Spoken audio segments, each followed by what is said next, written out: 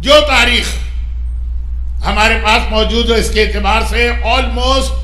5000 سال پہلے، actual exact کوئی نہیں بتا سکتا، ایک اندازہ، بابل عراق کی سویلائزیشن کا وہ علاقہ جسے آج بھی دنیا مانتی ہے بابل، 7 ونڈرز آف دا ورلڈ میں سیکنڈ نمبر کا ہینگنگ گارڈنز آف بابل، دنیا کا سب سے زیادہ ترقی یافتہ علاقہ تھا، بہت بڑی ایک سلطنت تھی، اور اس کے مختلف پھر چھوٹے چھوٹے سٹیز تھے۔ اب آپ کو پتا ہے کہ انڈیا پاکستان میں سٹی کا کنسپٹ الگ ہے اور ویسٹ میں الگ ہے، شاید ویسٹ کے اعتبار سے میں اٹلانٹا سٹی میں نہیں بیٹھا ہوں، اس کا کوئی اور نام ہوگا، لیکن بابل ایک سٹی تھا، غازریہ اسی میں، نینوا اسی میں، الگ الگ سٹیز تھے، اور اس میں ایک سٹی کا نام تھا انگریزی میں UR، اور یہاں پر ایک ایسا بچہ پیدا ہوا، یہ قرآن کریم نے بہت ہی اہم موسیٰ کے واقعات ریپیٹ کیے، لیکن میسیجز حضرت ابراہیم کے حوالے سے دی، وَاتَّبِعُوا مِلَّةَ إِبْرَاهِيمَ حَنِيفًا۔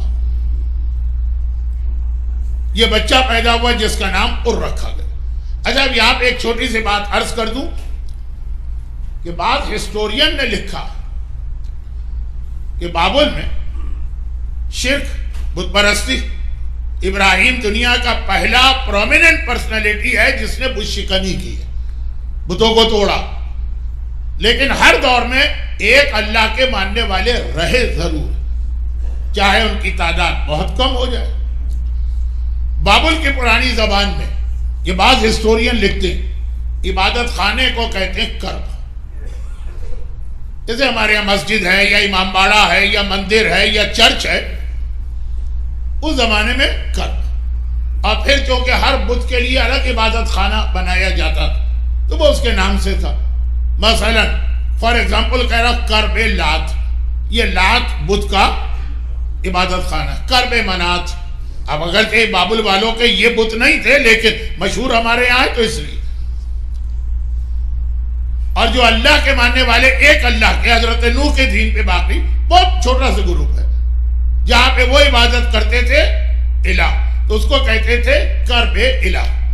اور یہی لفظ یعنی ایک اللہ کے ماننے والوں کی عبادت کا، لات کی عبادت ماننے والوں کی وہ ہے، منات کی وہ، کرب الہ، یہی وہ ہے جو پھر بہت زیادہ استعمال ہوا تو کربلا کہلائے۔ کربلا کرب و بلا سے نہیں نکلا ہے، کرب الہ سے نکلا، وہ سرزمین جہاں پہ ہمیشہ توحید کا تذکرہ رہا۔ جب پوری دنیا میں بت پرستی پھیل گئی تھی، اس سرزمین پہ ہمیشہ لا الہ الا اللہ کا کلمہ رہا، کرب الہ۔